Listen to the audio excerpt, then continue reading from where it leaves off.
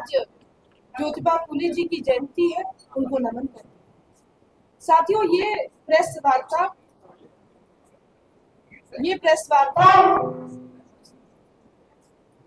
हम लोग नारी शक्ति वंदन अधिनियम जो 2023 के सितंबर में पार्लियामेंट में पारित किया गया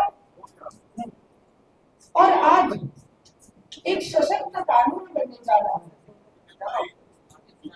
एक ऐसा राष्ट्र जिसने हमेशा नारी का सम्मान किया है, महिला की सामाजिक और राजनीतिक भागीदारी सुनिश्चित किया है। एक ऐसा कानून जो न सिर्फ महिला सशक्तिकरण को बढ़ावा देता है, बल्कि यह भी दर्शाता है कि जब जब महिला प्रतिनिधित्व करती है तो किस तरह से राज्य में, राष्ट्र में शिक्षा, साफ सफाई और अनेकों मूलभूत सुविधाओं को बढ़ोतरी होती है। साथियों, इस कानून के तहत 33% का आरक्षण महिलाओं को पार्लियामेंट के साथ साथ विधानसभाओं में मिलेगा, जिसमें कि एसटी और एससी भी शामिल रहेंगे।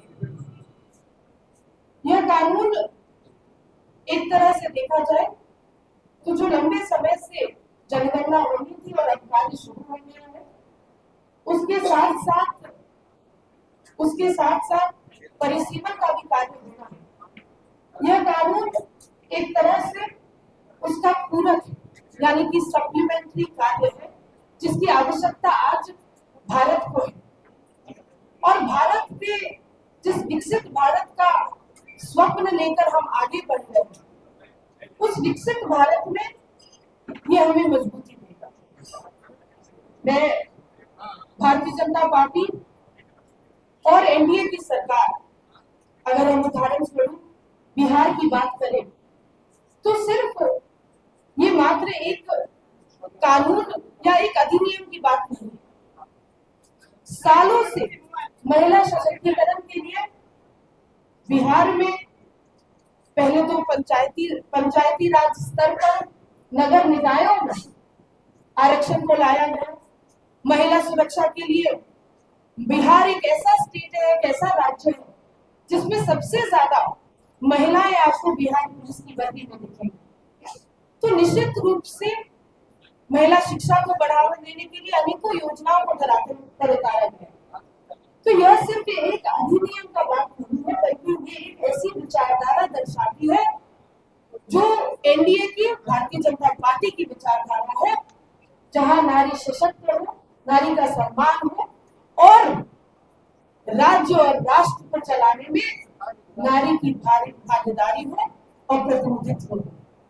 साथियों, बिहार का उदाहरण मैंने आपके सामने आज जो रखा है, उसमें आप देखिए किस तरह से अगर कोई किसान भाई बहन जब खेत तैयार करते हैं तो एक उसका ग्राउंड बेस तैयार करना सबसे ज्यादा आवश्यक होता है। जब पंचायती राज में महिलाओं को सबसे पहले रिजर्वेशन लाया गया तो बहुत से लोग सवाल उठाते थे कि कौन महिला वाकई में काम कर रही है या उसके पीछे कोई पुरुष काम कर रहा है। लेकिन जब सोच में परिवर्तन हुआ तो आज देखिए अनेकों महिला मुखिया, अनेकों नगर निकाय के अध्यक्ष, उपाध्यक्ष महिला के रूप में अच्छा कार्य बिहार में करके दिखा रही है और किसी भी पुरुष या अन्य व्यक्ति की आवश्यकता या समझाने की आवश्यकता अब नहीं होती। इसी तरह से जब ये ग्राउंड बेस पंचायती राज और नगर निकाय में तैयार हुआ तो अब उसको आगे बढ़ाकर विधानसभा और पार्लियामेंट में भी लाने का अधिनियम लाया गया है। भारतीय जनता पार्टी एक ऐसा राजनीतिक दल है जिसने अपने संगठन में भी महिला को जगह दिया और उनकी भागीदारी राजनीतिक रूप से सुनिश्चित की है। चाहे हमारे बूथ लेवल के कार्यकर्ता हो राष्ट्रीय स्तर तक आप देखेंगे तो भारतीय जनता पार्टी विश्व की सबसे बड़ी पार्टी है और इस पार्टी ने ये सुनिश्चित किया है कि महिला कार्यकर्ताओं को भी उचित स्थान मिले। हम लोग जब महिलाओं की राजनीतिक भागीदारी की बात करते हैं तो एक तरफ भारतीय जनता पार्टी का संगठन भी आपको दिखता है, दूसरी तरफ मतदान केंद्र पे भी जब हम जाते हैं तो महिला वोटर की भागीदारी भी आपको लंबी लाइनों के माध्यम से एक बड़ी संख्या में देखने के लिए मिलती है। बिहार ही नहीं बल्कि भारत में एक जागरूक मतदाता होने के नाते आज महिलाएं मतदान करती हैं। कभी कभी अधिनियमों के माध्यम से, कानून के माध्यम से उस राजनीतिक भागीदारी को राजनीतिक प्रतिनिधित्व में बदलने की आवश्यकता है और इसी सोच के साथ एक स्पेशल सेशन के माध्यम से इस पारित अधिनियम को अब कानून में बदला जाए। आप लोग अक्सर देखते होंगे कि अनेकों राजनीतिक दल और अनेकों राजनीतिक या सामाजिक कार्यकर्ता हमेशा बात करते हैं कि फ्रीडम ऑफ स्पीच होना चाहिए। ये प्रधानमंत्री नरेंद्र मोदी जी का फ्रीडम ऑफ स्पीच का मॉडल है जो महिला सशक्तिकरण के साथ राजनीतिक भागीदारी, राजनीतिक प्रतिनिधित्व में महिलाओं को यह अधिकार दे रहा है कि फ्रीडम ऑफ स्पीच महिला का हक है।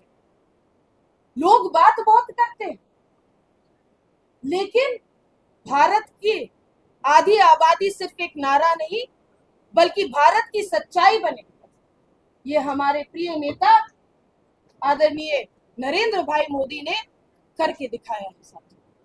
और मैं आज एक महिला होने के नाते उनको तहे दिल से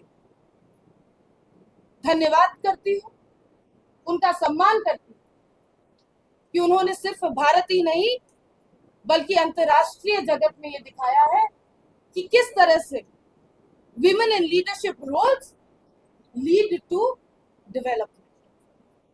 और साथियों कि इंडिपेंडेंस के 78 वर्षों के बाद इस नियम को सूझबूझ के साथ, समझदारी के साथ, हर एक उस महिला के हक के साथ इस अधिनियम को लाया गया और इसका अब कानून बनने जा रहा है। मैं इन्हीं शब्दों के साथ आप सभी लोग प्रेस वार्ता में आए, आपका तहे दिल से धन्यवाद करती हूँ और आशा और उम्मीद करती हूँ कि आपके माध्यम से सिर्फ एनडीए और भारतीय जनता पार्टी नहीं बल्कि जो विपक्ष के भी राजनेता है वो भी इस कानून का समर्थन करें। धन्यवाद।